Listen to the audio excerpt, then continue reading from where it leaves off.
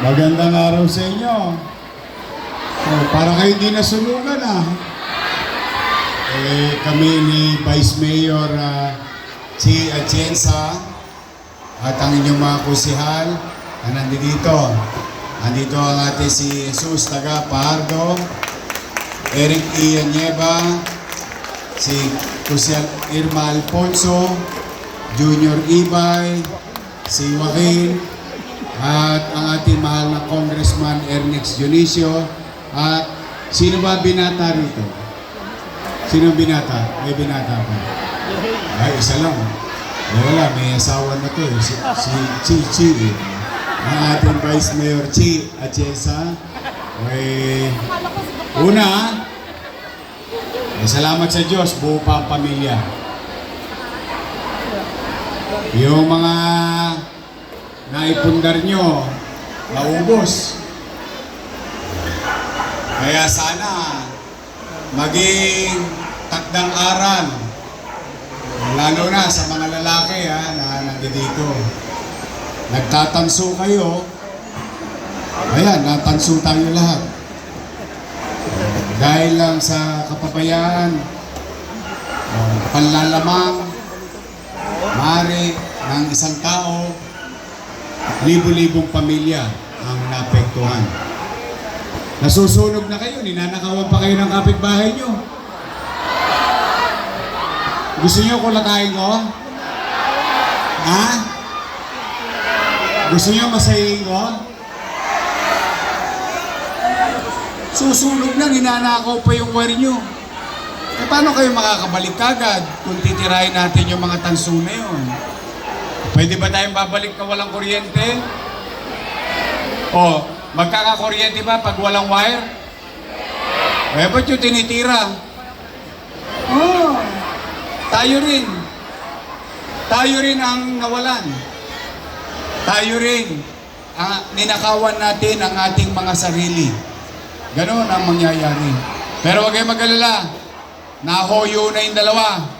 Kaya yung mga nasa video, tago na kayo.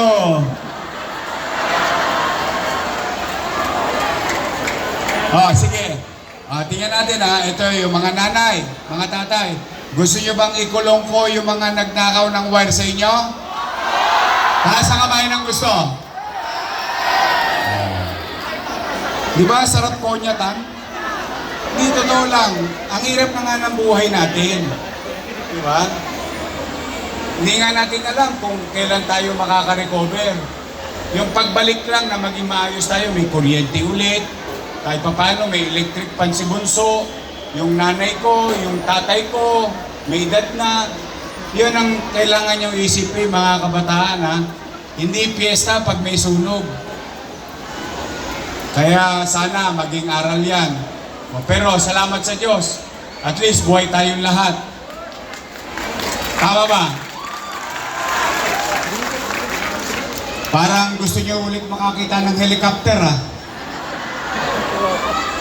Ang sosyal ninyo, ang bombero ninyo, helicopter. Pero kundi dahil sa Department of Defense, sa Armed Forces of the Philippines, sa Office of Civil Defense, at sa Air Force, malamang naubos tayo lahat dun. Tama ba? Mas mabilis sa patay, hindi na lumaki. Hindi na natin nadama yung iba nating kapitbahay. Palakpakan natin sila.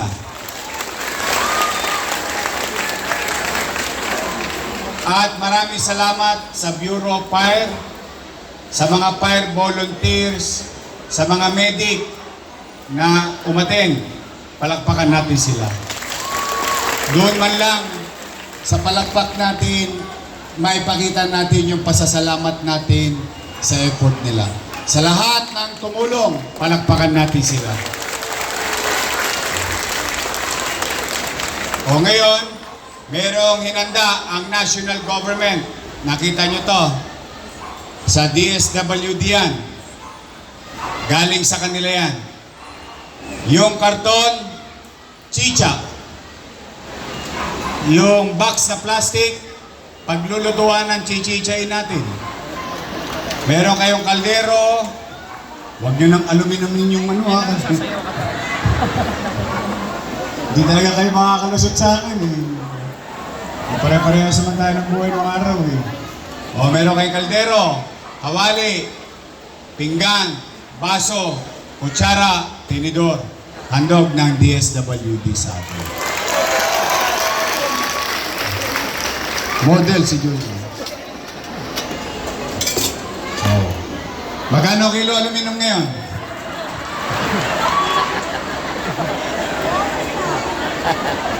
Mahal na kasi kilo ng taso eh.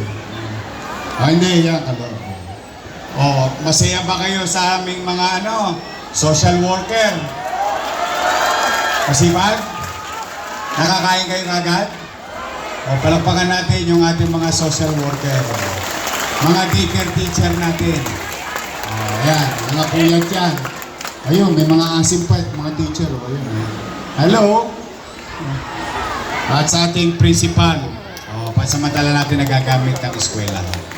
Ayan ang mga tumulong. Kasi hindi ko naman kakayanin mag-isa.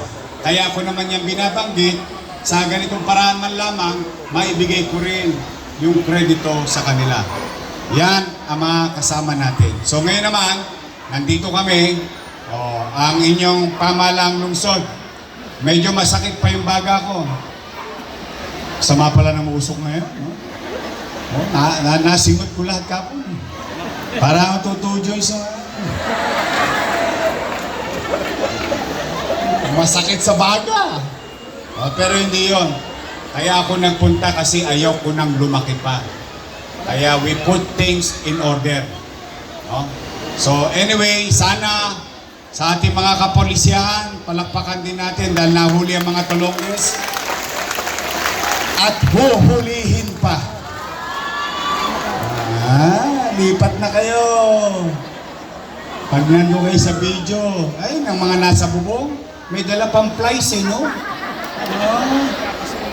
Kakasunog na eh. Sunugin ko kaya kaluluwa nyo. Anyway, magbago na kayo. But anyway, nandito kami ng inyong pamalang lungsod. 865 families. Para makabili kagad kayo ng 2x2. Gusto nyo ba bumili ng 2x2? Ipalo nyo sa tulongges ha. Yero. Plywood. Gamit. Panty. Bra. Wala na natin, no? Kompleto na. Sunod na. Hindi. Pinasasaya ko lang kayo. Pero sa totoo, yun naman talaga ang totoo. Naubos lahat. Bawat pamilya tatanggap ng galing sa syudad ng Maynila 15,000 pesos. Okay? Mag-iingat kayo.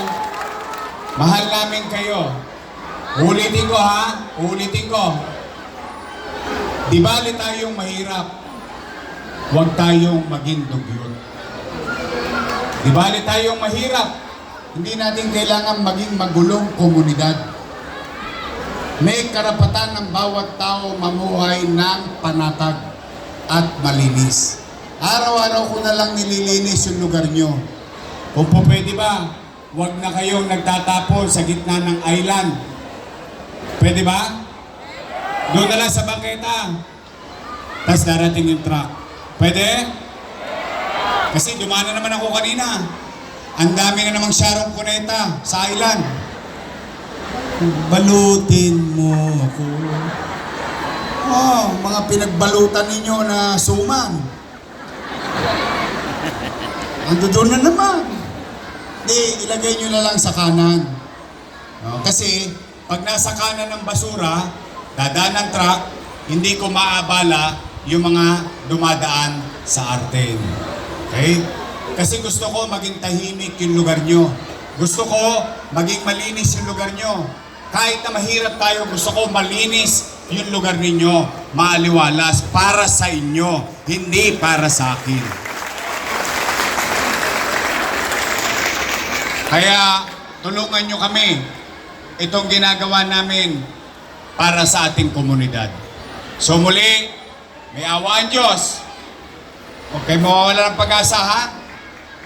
Makakaraos din tayo. Makakatawid din tayo. Naniniwala ba kayong habang buhay may? Habang buhay may? Ano yung sa pare? Pag-asa. Totoo naman. Lagi may awa ang Diyos. I love you.